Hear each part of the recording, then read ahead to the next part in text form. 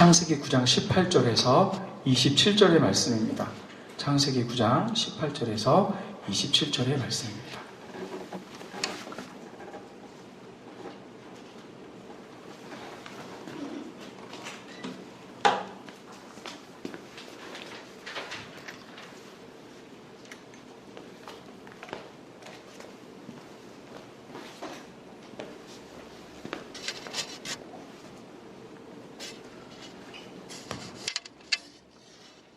제가 한 절 읽고 우리 성도님들이 한 절 읽고 교독하시도록 하겠습니다. 방주에서 나온 노아의 아들들은 셈과 함과 야벳이며 함은 가나안의 아버지라. 노아의 셈으로부터 사람이 온 땅에 퍼지니라. 노아가 농사를 시작하여 포도나무를 심었더니 포도주를 마시고 취하여 그 장막에서 벌거벗으니라. 가나안의 아버지 함이 그의 아버지의 하체를 보고 밖으로 나가서 그의 두 형제에게 알림해 셈과 야벳이 옷을 가져다가 자기들의 어깨에 메고 뒷걸음을 쫓아들어가서 그들의 아버지의 하체를 벗으며 그들의 얼굴을 돌이키고 그들의 아버지의 하체를 보지 아니하였더라.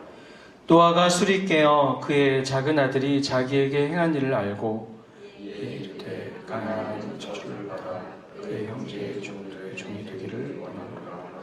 또 이르되 셈의 하나님 여호와를 찬송하리로다. 가나안은 셈의 종이 되고 하나님이 야벳을 창대하게 하사 셈의 장막을 보호하시고 가나안은 그의 종이 되게 하시기를 원하노라 하였더라. 홍수에 노아가 350년을 살았고 그의 나이가 950세가 되어 죽었더라. 아멘. 2014년도에 이 노아라는 영화가 개봉했었습니다. 다 보셨나요? 네, 다 이제 관심이 이제 성경을 아시는 분들 또 기독교인들은 관심이 있으니까 이 노아라는 영화를 보셨을 것 같아요. 이 노아가 누구였냐면은 노아가 너무 잘생겼어요. 러셀 크로우가 이제 노아였는데. 그리고 무드셀라가 등장합니다. 뭐 앤소니 허킨스라는 사람이 무드셀라인 것 같은 것 같고요. 아무튼 그런데 이 노아라는 영화가 맨 처음에는 이제 기독교인들의 관심을 받아가지고 사람들이 막 단체 관람 예약도 하고 막 이랬어요. 그랬는데 얼마 지나지 않아 단체 관람을 예약했던 교회들이 다 취소하기 시작했습니다. 왜냐면은 보고 온 그 노아라는 영화를 보고 왔던 분들이 이게 성경이랑 너무 다르다. 그리고 좀 성경이 인도하시는 것은 어떻게 보면은 구원이고 새로운 시작이고 출발인데 너무 영화가 어둡다는 거예요. 저는 그래서 일부러 가서 봤습니다. 그런 혹평에도 불구하고 가서 어떻게 만드는지 봐야겠다 봤는데 굉장히 이제 어둡고요. 그리고 이제 오늘 읽었던 이 말씀의 장면이 영화에 등장하는데 성경이 이 장면을 이제 어떻게 표현하고 있는지를 생각을 해보면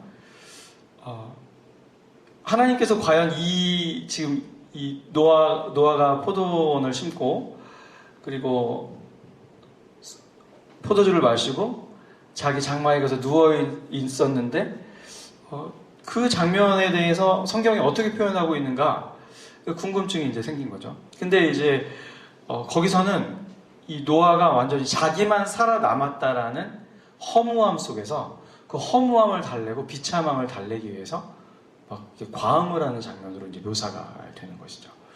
근데 과연 오늘 이 장면이 그런 장면일 것이냐 그런 생각을 또 해보게 됩니다. 아무튼 이 2014년 개봉작을 보시면서 뭐가 성경이랑 다른가 캐치해내는 것도 영화의 재미 중에 하나인 것 같고 세상 사람들은 이렇게 만들어야 되겠구나. 물론 감독은 핑계를 댔죠.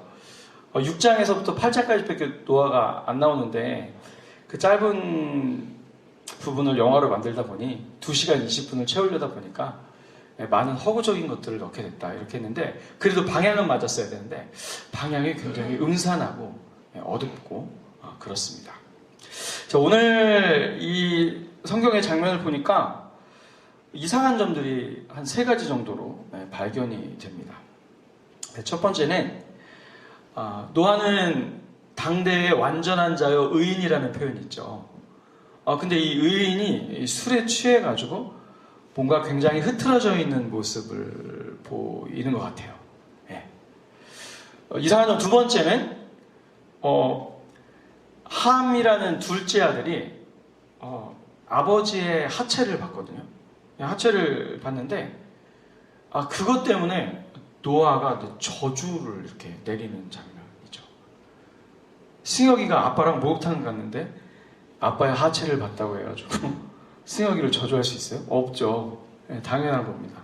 근데 이상하죠. 하체를 봤는데 저주를 당했어요. 게다가 저주의 대상도 좀 이상합니다. 함이 그 일을 벌였는데 함에게 저주가 내려진 것이 아니라 노아의 입술을 통하여서 함의 여러 아들들이 있잖아요. 구스가 있고 뭐 미츠라임이 있고 가나안이 있고 이런데 아들 가나안에게, 그러니까 노아에게 손자죠. 노아의 아들 함의 아들 가나안에게, 근데 가나안에게 저주를 이렇게 내리는 장면이에요. 그러니까 이상한 점이 한두 가지가 아닌 거죠. 그래서 제가 이 주제는 정말 터프 토픽이 아닌가. 그리고 학자들도 너무 힘들어합니다. 이 사건에 대한 신학적 입장들이 한 4가지 정도로 정리가 되는데 나눠준 요점에 보시면 첫 번째는 이 사건은 하나님께서 주신 아비의 영적 권위를, 가장의 권위를 침범했기 때문에 저주를 받는 그런 장면이다. 이렇게 해석하시는 분들이 계세요. 성경은 계속해서 특히 구약시대 때는 가장, 아버지, 부모님의 권위가 거의 하나님을 대하는 것 같은 그런 무거운 권위였거든요. 그러니까 아버지의 권위를 세워주고, 두 아들은 아버지의 하체를 안 보고 뒤로 들어가가지고 딱 이렇게 안 보고 이렇게 덮어주시고, 나머지 하면 가가지고 막 이제 밖에 나가서 떠버리는 거죠. 이런 장면들 때문에 하나님께서 주신 아비의 영적 권위를 침범한 사건이 아니냐, 이렇게 보시는 분들도 계십니다. 저는 완전히 틀리지는 않았다고 봐요. 또 어떤 분들은 이 장면은 우리가 칭의를 받아서 하나님의 자녀라고 하는데 의인도 죄를 지을 수 있다. 그러니까 구원받은 사람들도 가끔은 죄에 빠질 수 있고 영적 침체를 겪을 수 있다. 이렇게 이제 해석하시는 분들이 계시죠. 근데 이것도 긍정적인 면이 있습니다. 이해가 되는 거죠. 또 세 번째는 이제 아주 강력하게 이제 이것을 주장하시는 분들이 가장 많은데, 하체를 보았다는 의미는 근친상간이다. 레위기 18장이나 또 20장, 신명기 22장, 27장에는 특히 신명기 쪽에는 아비의 하체를 보는 것에 대한, 그러니까 하체를 보는 것이 범죄다 이렇게 되어 있는데, 그 하체를 보는 것 자체가 뭐냐면 근친상간을 뜻하죠. 정확하게 이제 나와 있죠. 우리 한번 찾아볼까요? 신명기 22장 30절입니다. 신명기 22장 30절 말씀입니다.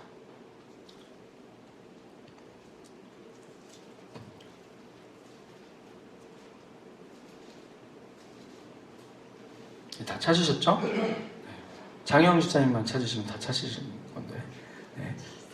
찾으셨어요? 자, 읽겠습니다. 시작. 사람이 그의 아버지의 아내를 취하여 아버지의 하체를 드러내지 말지니라. 우리 신명기 27장 20절 이웃에 있으니까 살짝 5장만 넘겨서 보도록 하겠습니다. 우리 다 같이 읽겠습니다. 시작. 그의 아버지의 아내와 동침하는 자는 그의 아버지의 하체를 드러냈으니 저주를 받을 것이라 할 것이요 모든 백성은 아멘 할지니라. 그래서 이 하체를 범하였다는 것은 이제 함이 이제 엄마를 범한 거죠. 근친상간이 벌어진 거죠. 게다가 가나안이 저주를 받았잖아요. 하나님께서 이제 이렇게 근친상간으로 보시는 분들은 하나님께서 이 노아가 술 취한 그 틈을 타가지고 이 엄마랑 동침을 했는데 이때는 수명이 길었잖아요. 그쵸? 900세 넘고 800세 살고 이러니까는 이 엄마가 낳은 자식이 족보상으로는 함의 아들이지만 가나안이라는 거예요. 그래서 가나안을 저주했다. 이렇게 말씀하시는 거죠. 이런 의견도 미국 학계에서는 특히 이제 성경 주석가들은 많이 이제 강조를 하는 부분 중에 또 하나입니다. 저는 또 이 의견도 역시 이럴 수 있겠구나. 왜냐하면 성경의 어떤 명시되어 있는 표현들이 이렇게 되고 있으니까 가능성도 있겠다. 이렇게 생각이 듭니다. 네 번째는 가장 얘기를 하지 않고 있는 의견 중에 하나인데요. 하나님께서 주신 안식을 누리고 있는 노아를, 그러니까 포도주를 마시고 취하고, 그리고 그의 텐트에서, 히스 텐트라고 나와 있는데 NIV 보면은 그의 그 장막에서 벌거벗고 자고 있는 그 안식, 하나님께서 주신 안식을 누리고 있는 노아를 아들이 비웃었기 때문이다. 그래서 하나님의 안식에 관련된 얘기로 이것을 보는 입장이 있는 거죠. 그래서 오늘은 이 네 번째 의견에 초점을 맞춰가지고 한번 성경을 따라가 보려고 합니다. 첫 번째, 두 번째, 세 번째도 물론 가능성은 있는데요. 저는 네 번째도 저 하나님께서 주신 은혜를 누리는 그런 어떤 시각이라고 생각이 듭니다. 그래서 오늘은 이 네 번째 입장을 쫓아서 본문을 상고하고 하나님께서 우리에게 주신 교훈을 이제 살펴보려고 하는데요. 먼저 이 본문을 대하실 때 도덕적으로 읽으면, 특히 한국적 사고방식에서 술에 집중하면은 이제 오류에 빠지게 됩니다. 이제 한국의 문화로, 이제 우리가 한국의 문화로 이해하면 이제 아버님들 약주하시고 또 이 술 주정하시고 막 이성을 이런 듯한 모습이 이제 연상이 되면서 술의 악함에 대해서 집중해가지고 노아가 지금 이거 범죄하고 있다. 이렇게 이제 선입견을 가지면요. 성경을 이제 잘못 이해한 것이 되는 거죠. 특별히 이제 외국의 문화는 식사 때 포도주를 이제 술로 대하는 것이 아닌 식사 중에 이제 음료로 대합니다. 그렇죠? 그렇다고 해서 제가 성도들이랑 식사하면서 제가 포도주를 막 먹고 막 즐기겠다는 얘기는 아니고요. 아무튼 이제 외국의 문화인 거잖아요. 그렇죠? 참 그 외국의 문화들, 이해할 수 없는 문화들 있어요. 기독교 문화 중에서. 제가 굉장히 존경하는, 그리고 아마 당대 20세기 초 신학자 중에서는 최고 반열에 오른 그 네덜란드의 헤르만 바빙크라는 분이 계시거든요. 저희 집에도 바빙크 책이 엄청 많은데 이분은 신학서적을 집필하시면서 파이프 담배를 하세요. 그래서 그분의 초상화를 보면은, 또 사진을 보면은 이렇게 파이프 담배를 이렇게 물고 있는 것이 있어요. 참, 우리나라에서 목사가 이러면 큰일 날 텐데. 이런데 이제 그 나라 문화인 것 같아요, 그게. 아무튼, 이 외국에서 이 술을 대하는 생각들이 이제 우리랑, 특히 포도주를 대하는 생각이 우리랑 좀 많이 틀리죠. 저희는 좀, 우리도 지금 문화가 좀 바뀌어가고 있긴 하지만 이 포도주를 이제 특히 교육자들이 이걸 즐겨 마신다 이러면 은혜가 안 되고 그치, 이상하잖아요. 근데 고대 팔레스타인도 마찬가지였죠. 고대 팔레스타인도 물이 이제 모자르기 때문에 포도주를 이제 물과 함께 이제 음료로 이제 사용한 거죠. 예수님도 자주 드셨습니다. 누가복음 7장에 보시면 이 바리새인들이 예수님을 막 욕하면서 뭐라고 얘기해요? 먹기를 탐하고 포도주를 즐기는 사람, 이렇게 얘기를 하죠. 그러니까 그들이 본대로 얘기를 한 거죠. 근데 이 포도주를 팔레스타인은 그 당시 고대잖아요. 우리나라로 치면 고조선 시대보다 더 전인데 이거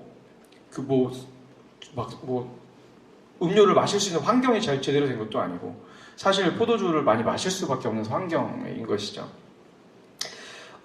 그리고 더군다나 요한복음 2장에서 우리 성도님들이 잘 아시다시피 가나의 혼인잔치 때는 포도주를 어때요? 만들기까지 하셨잖아요. 그러니까 우리나라 문화의 관점으로 도덕적 판단을 하여 노아가 술 마신 게 잘못된 게 아니냐라는 어떤 그런 방식으로 가게 되면은 예수님도 비방거리에 오를 수도 있고 여러 가지로 이제 심각한 문제가 이제 되는 거죠. 그래서 이 본문을 술에 집중하지 않았으면 좋겠다, 이런 전제를 두었으면 좋겠습니다. 게다가 첫 번째 걸음을 걸어볼 때 성경은 오늘 사건을 두고 노아를 정죄하지 않아요. 노아가 노아가 그 계시를 했어요. 예언을 했어요. 하고서는 그 이후에 뭐 성경이 노아는 잘못했고 아무 잘못도 없는 자신의 손자 함의 아들 가나안을 저주했고 왜 저주했느냐 이렇게 하나님이 물은 장면도 없고, 성경은 노아가 그렇게 예언적인 어떤 얘기를 한 것에 대해서 지지하는 입장이죠. 왜냐하면 노아의 예언대로 됐거든요. 가나안의 족속들이 가나안 땅을 정복한 이스라엘 백성들의 종이 됐거든요. 그냥 예언이 쭉 이루어지는 상황 가운데 있는 것이죠. 그런 것입니다. 여러분, 사실은 어떤 이 노아의 어떤 그 예언은 뭐라고 판단을 해야 되냐면은 이제 창세기 49장에 그 야곱이 이제 이 땅에서의 생을 마감하기 전에 이 12아들들의 미래를 자손을 이렇게 축복하고 이렇게 예언하는 장면이 나오잖아요. 그것을 이제 선지자적 계시라고 하는데, 노아가 지금 함과 그의 아들 가나안을 저주하는 요 대목은 그냥 선지자적 계시로 성경은 보고 있는 것이죠. 두 번째 스텝은 그렇습니다. 성경에서 이제 취하다라는 단어를 우리나라로 번역할 때 어떤 언어를, 히브리어에서 어떤 단어를 이렇게 번역을 했냐면 샤카르라는 단어를 이제 번역을 한 거예요. 샤카르. 이 샤카르가 술에 취하다라는 뜻도 있지만 또 못지않게 굉장히 많이 나오는 뜻이 있어요. 무슨 뜻이냐면 기쁨과 흡족, 만족, 이런 의미가 있습니다. 그래서 그런 어떤 성경 구조들을 다시 한번 찾아보면, 새벽이니까 졸리니까 창세기 43장 34절 한번 보시겠습니다. 창세기 43장 34절입니다.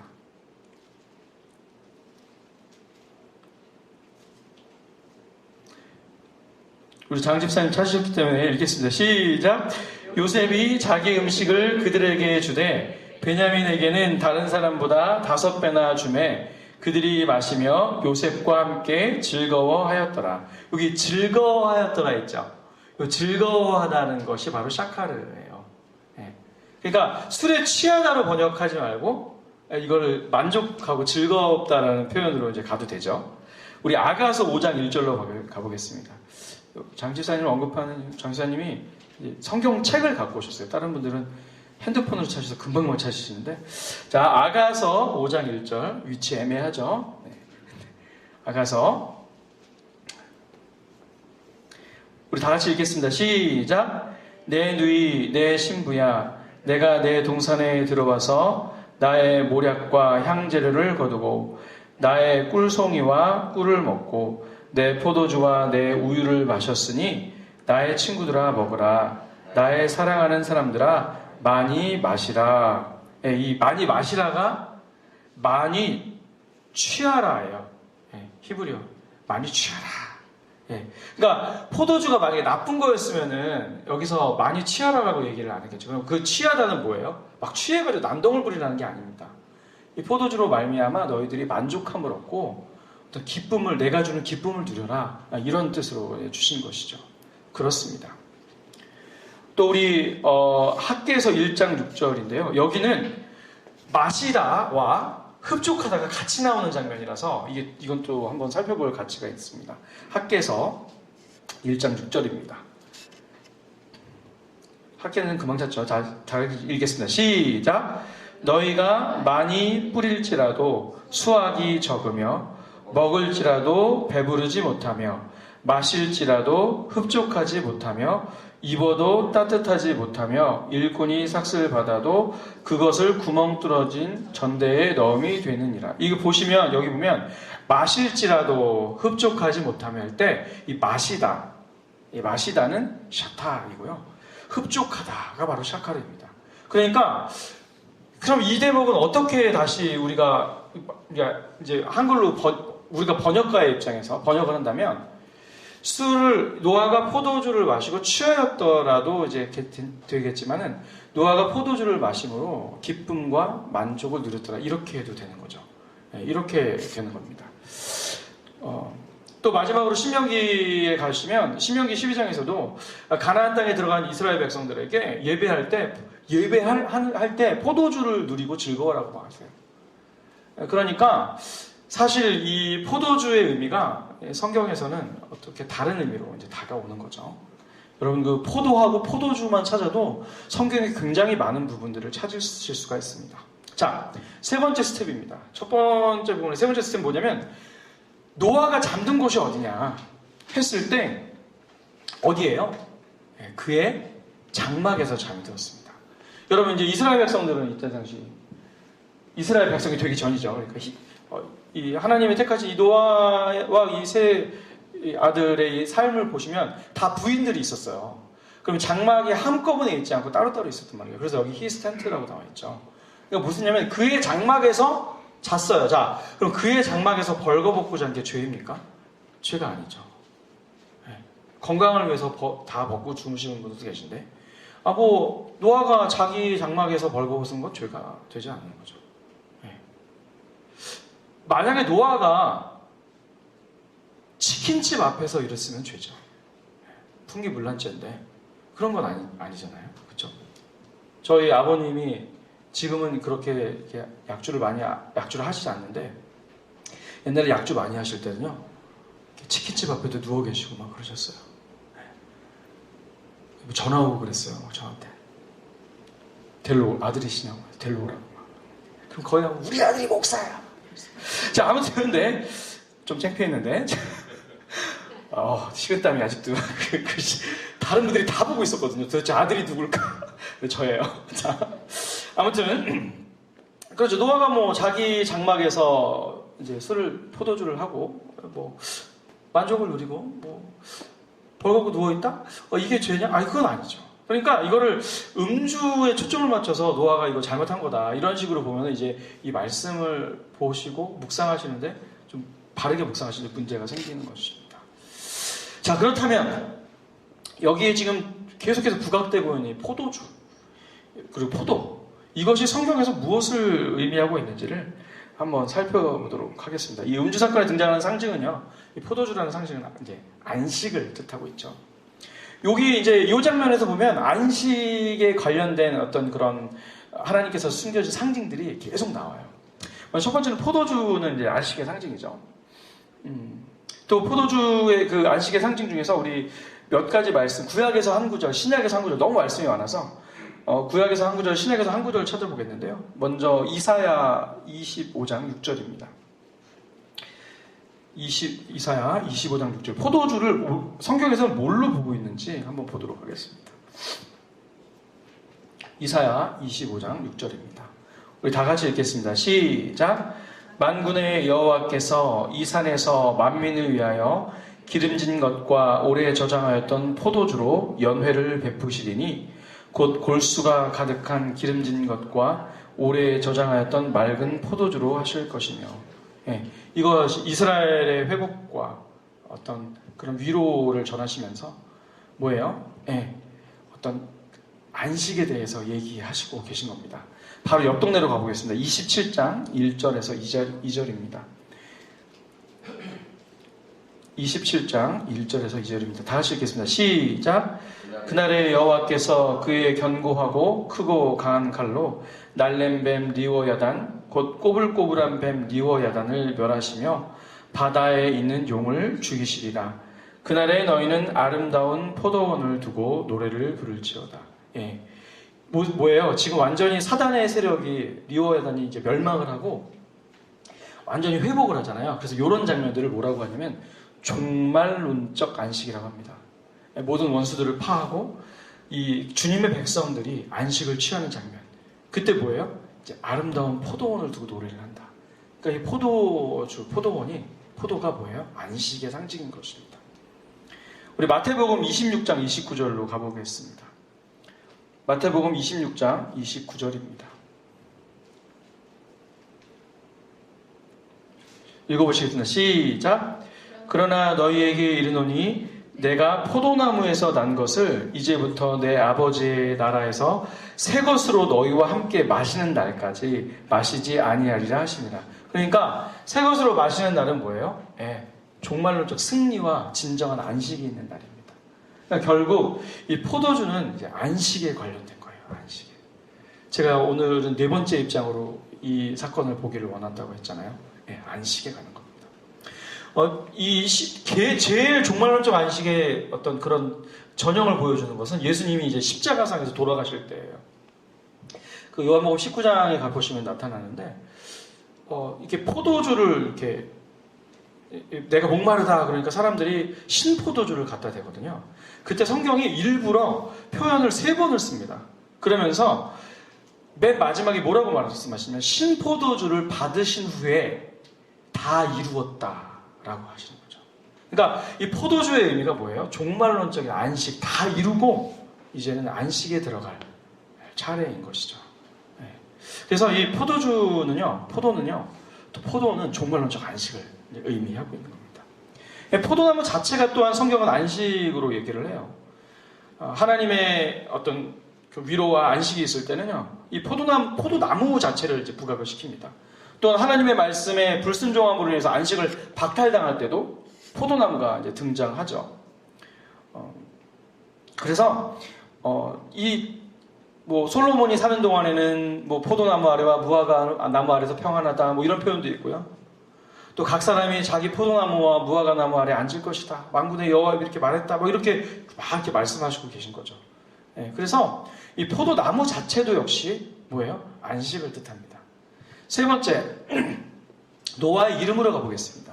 이 노아의 이름이 어디서 유래가 됐냐면 히브리어 누아흐에서 이제 연유가 됐죠.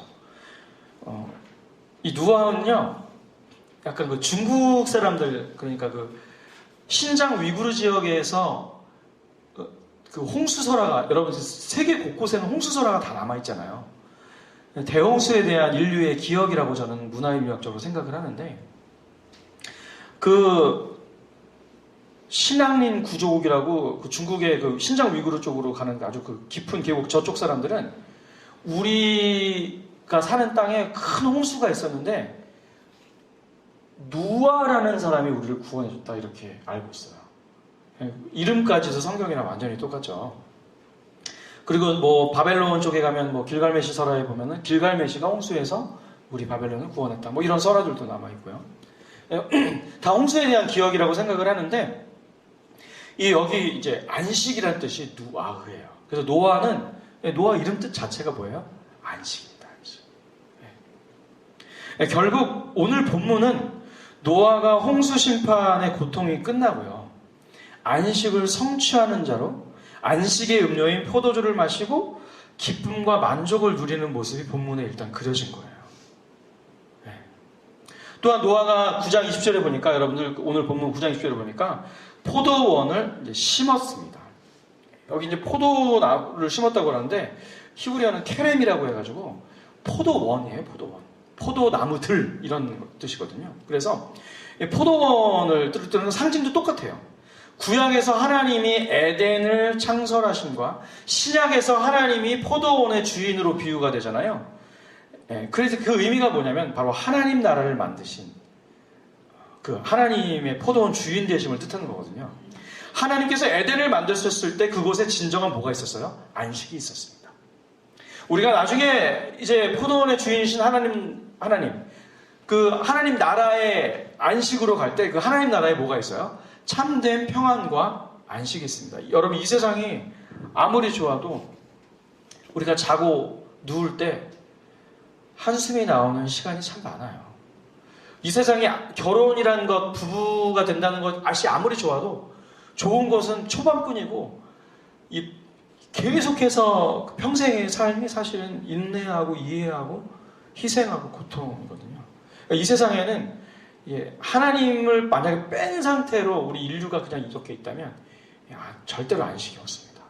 근데 우리가 어디를 향해서 가기 때문에 우리가 안식이 있냐면 하나님 나라를 향해서 가고 있기 때문에 그 하나님께서 에덴에서 주셨던 안식이 그리고 새 하늘과 새 땅에서 주실 안식이 우리에게 진정한 위로가 되는 것이죠.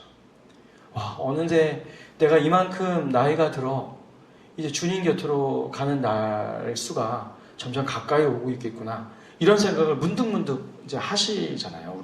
우리 인생을 살면서. 연세가 있으신 우리 성도님들도 그러지만 저희도 마찬가지입니다. 저희들도 똑같아요. 문득문득 생각하죠. 또 뭐 신문에서 사건을 볼 때마다 뭐 이번 주에는 그 타이타닉호 관광 그 잠수함이 이제 그 해저의 압력 그 400kg인가요? 압력이 그 압력 때문에 이제 터진 사건이 있었는데 거기 이제 전원이 다 사망했잖아요. 그런 거 보면서 죽음에 대해 생각하면서 과연 이 세상에 안식이 있을 것인가 이런 생각을 해보게 되는 것이죠. 결국 결론입니다. 결국 오늘 노아의 이 포도주 음주 사건과 가나안이 저주를 받은 사건은 오늘 우리가 쭉 살펴본 성경의 표현에 의하면 홍수 이후 노아에게 하나님께서 안식을 주시고 안식의 의미를 드러내시고자 한 하나님의 뜻, 그것을 함이 비웃었던 거죠.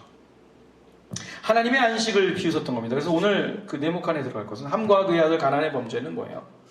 하나님의 안식을 비웃었던 것이죠.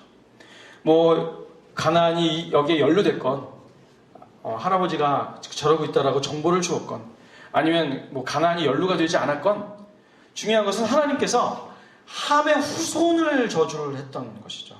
그러니까 이 하나님의 안식의 어미함, 위로도 있지만 하나님의 안식에 대한 어미도 이 본문을 통해서 우리가 알 수 있어야 돼요. 함과 그의 아들이 하나님의 안식을 비웃고, 이 비웃다라는 얘기도 차크라는 단어를 썼어요. 여기 하체를 봤다는 뜻, 차크를 쓰는데 이 차크가 뭐냐면 비웃음으로 해석할 수 있어요. 이것도 역시 이중적인 의미죠. 그렇다면은 이 아비를 비웃었다. 이것에 대해서 그냥 아비를 비웃은 것으로 끝나지 않고 하나님께서는 이 사건의 이 심각성에 대해서 말씀하고 있는 거죠. 하나님의 안식을 비웃었다? 이것은 큰 범죄라고 말씀하시고 계신 것입니다. 그렇기 때문에 구약 성경과 또 성경은 이 안식일의 중요성에 대해서 계속해서 강조하고 있고요.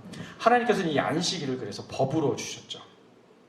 그러면 십계명이 세워지기 전에 이스라엘 백성들이 계명을 받기 전에 본래적으로 있었던 것들이 몇 개가 있어요. 모세가 시내산 율법을 받기 전에 있었던 거 뭐 있어요?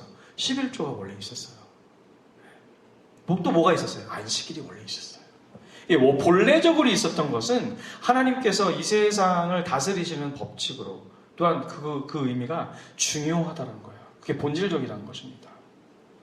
그렇다면 안식일은 기독교인들에 있어서 하나님을 믿는 사람들에 있어서 하나님의 자손들에 있어서 너무나 중요한 거죠. 목사님 율법이 시대가 끝나서 안식일 끝났어요. 아니요.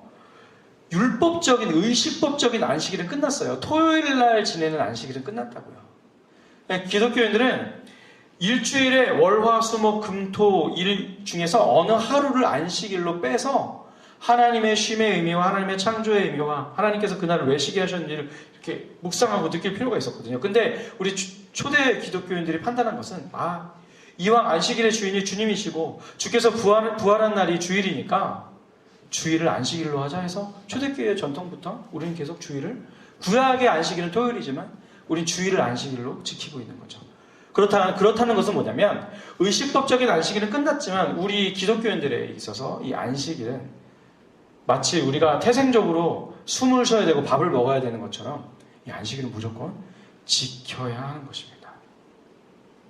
오늘날 우리 기독교인들은 결론입니다. 안식일을 주일로 지키고 있습니다. 근데 현대사회의 복잡성, 다양성, 그리고 하나님의 말씀을 온전히 지킬 수 없는 사회적 분위기 있죠. 팬데믹 상황이고 국가시험이 다 주일날 있고 뭐 이런 거 있잖아요. 이런 상황 속에서 안식일의 순수, 그러니까 우리말로 주일 성수죠. 이 주일 성수가 완전히 가볍게 느껴집니다. 근데 하나님은 오늘 말씀을 통해서 너희들이 지키고 있는 이 안식일이 결코 가볍지 않다. 그래서 어미하고 무겁고 이것은 너희들이 꼭 지켜야 하는 것이다 라고 말씀하시고 계신 것이죠. 특히 주일 한번 안 지키면 어떠냐는 생각이 자리 잡기 시작하면 이것은 심각한 영적 침체로 이제 가는 길이에요. 그럼 이 길은 어떤 길입니까? 주일을 안 지키고 안식일을 지키지 않은 길은 함의 길이요, 가나안의 길인 거예요. 안식일을 가볍게 생각하시면 안 됩니다. 그래서 17세기 영국의 신학자 윌리엄 구찌가 가우지라고도 하는데, 이 윌리엄 구찌가 주일을 안식일로 지키는 가치와 의미에 대해서 자신의 책 주일을 거룩하게 15절에서 밝히고 있습니다. 야, 우리 뭐 여행 가는데 주일 안 지키면 어떠냐? 안 됩니다. 라고 얘기하고 있습니다. 아, 우리가 지키지 못할 상황인데 어떠냐? 무조건 주일 지키라고 얘기하고 있습니다. 그는 주일을 거룩하기 위해서 4가지 정도로 이 주일의 안식일의 어미함에 대해서 밝히고 있는데요. 첫 번째는 10계명의 다른 계명과 달리 제4계명 앞에는 뭐가 있냐면 기억하라는 말이 붙어 있어요. 그러니까 다른 계명들은 기억하라는 말이 붙어 있지 않은데 이 4계명에는 기억하라는 말을 붙인 것은 이 4계명이 다른 계명들을 지키는데 도움이 되기 때문이다. 그렇게 묵상하신 거예요. 그렇게 생각하신 겁니다. 그러니까 4계명 주일 성수를 통해서 우리는 뭐예요? 예배와 교제와 쉼을 통해 주님을 생각하고 주의 사랑과 거룩한 뜻을 깨닫게 되고 뭐예요? 다른 5계명을 우리가 늘 우리 교회 선언하잖아요. 삶의 예배로 주님 앞에 나가겠다고. 그 삶의 예배를 드릴 때 나머지 계명들을 지키는데 이 4계명이 뭐다? 기본이다. 이렇게 얘기하고 이 4계명이 도움이 된다. 안식일이 무조건 기억해라 너희들. 이렇게 강조하고 있는 것이죠. 또 이 기억하라는 명령을 하시면서 두 번째, 이 계명을 지키는 것을 싫어한다는 것을 암시한다고 합니다. 이제 그렇게 말씀하신 거예요. 그래서 칼빈은 그의 이사야 주석에서 이렇게 얘기해요. 참된 자기 부정에 주일 성수에 의의가 있다. 무슨 얘기예요? 우리는 쾌락적 휴식을 주님 앞에 내려놓고 우리가 사실 그날 더 장사를 하고 더 많은 것들을 할 수 있는데 그 모든 것들을 권리를 내려놓고 뭐예요? 주일 성수로 나간다는 것은 자기 부정으로 나간다는 거예요. 참된 자기 부정에 주일 성수에 의의가 있다는 겁니다. 그러니까 기억하라는 명령을 하신 것은 사실 사람들은 주일 지키는 것을 쉽게 생각하거나 즐겨하지 않는다는 것을 뜻한다는 거예요. 생각해보면 그럴 것 같아요. 여러분, 만약에 우리가 교회 공동체가 없고 나 혼자 그냥 신앙생활 외딴 곳에서 한다고 생각해보세요. 내가 주일날을 온전히 지킬 수 있을까? 지킬 수 있으실 것 같죠? 근데 그게 어렵다는 것입니다. 우리의 본성상 그렇죠. 세 번째는 주께서 창조일을 마치시고 안식일을 기억하여 하나님의 창조와 섭리하심에 영광을 돌리게 하기 위한 거죠. 그러니까 이 안식일을 지키는 의미는 뭐예요? 주님께서 6일 동안 세상을 창조하시고 안식하셨구나. 그럼 첫 번째는 무슨 의미가 묵상됩니까? 하나님이 이 세상을 창조하셨고 섭리하고 계시는구나. 그러니까 우리는 사실 하나님의 창조와 섭리에 대해서 잘 의식하지 않고 있는데 이 주일이 안식일이 이것을 다시 한번 리마인드 해준다는 겁니다. 네 번째는 주일 성수를 통해서 이제 안식일을 이제 지킬 때 뭐예요? 우리가 주일에 이렇게 안식한 것처럼 이제 우리의 삶을 다 마치고 우리의 인생을 다 마치고 끝날 때는 우리가 영원한 안식으로 들어가는구나. 그러니까 이 영원한 안식을 먼저 맛본다는 의미가 있는 거죠. 언젠가 수고로운 인생의 짐을 다 내려놓을 때 성도들은 주 안에서 진정한 안식을 하게 될 것입니다. 결국 주일을 성수한다는 것은 하나님의 영광을 위한 일일 뿐만 아니라 우리를 위한 하나님의 사랑과 배려이신 거죠. 함과 가나안처럼 하나님의 안식을 비웃고 거부하는 세상 속에서 우리에게 안식일을 허락하신 주일을 진실함과 최선을 다해 지키는 우리 모두가 되기를 주님의 이름으로 축원합니다. 같이 기도하시겠습니다. 하나님 감사합니다. 오늘 말씀을 통하여서 하나님의 안식의 의미를 살펴보게 하심을 감사합니다. 우리에게 늘 찾아오는 이 안식일이 주님의 선물이며 주의 사랑이며 주님께서 너무나 고귀하게 여기시는 날, 또 하나님 안에서 안식한다는 것이 우리 기독교인들에게 얼마나 소중하고 중요한 일인가를 오늘 말씀을 통해 알려주심을 감사합니다. 내일은 주일입니다. 이 주일의 의미가 우리 안에 늘 새롭게 다가오게 하여 주시고 안식일을 기억하여 거룩하게 지키는 주님을 경외하는 마음을 갖게 하여 주옵소서. 함과 가나안의 길을 걷지 않게 하여 주시고 하나님을 사랑하며 하나님 안에서 안식을 사모하는 그런 우리 모두가 될 수 있도록 도와주옵소서. 안식일을 경히 여기는 우리의 마음들을 불쌍히 여겨주시고 새롭게 하여 주셔서 이제 하나님 우리가 지키는 주일이 더욱더 신선하고 아름답고 그리고 의미가 있다는 것을 깨닫는 시간 될 수 있도록 인도하여 주시옵소서. 예수님의 이름으로 기도드립니다. 아멘. 우리 각자